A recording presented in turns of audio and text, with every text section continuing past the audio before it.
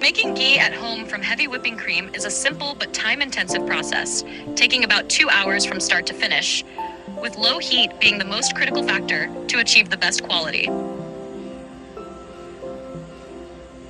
Start by pouring 3 liters of 35% milk fat heavy whipping cream into a large mixing bowl at room temperature. Using an electric whisker, whisk the cream on medium speed, gradually increasing until it thickens and separates into butter and buttermilk. Continue whisking until solid butter forms and a clear liquid buttermilk is left behind. Strain the buttermilk for later use and collect the butter.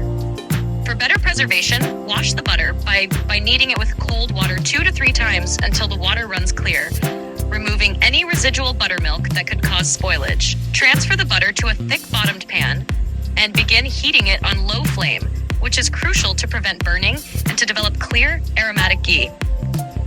Stir occasionally as the butter melts into a cloudy liquid and starts bubbling.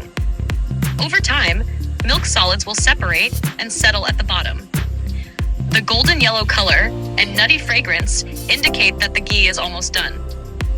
Once the bubbling subsides and the milk solids turn brown, turn off the heat and let it cool for 5 to 10 minutes. Strain through a fine sieve or muslin cloth into a dry, airtight jar for storage at room temperature. Cooking on low heat ensures a transparent golden ghee with no burnt taste. The leftover brown solids can be used in sweets or chapati dough. Homemade ghee has a long shelf life and requires no refrigeration, making it a pure and preservative-free choice for cooking.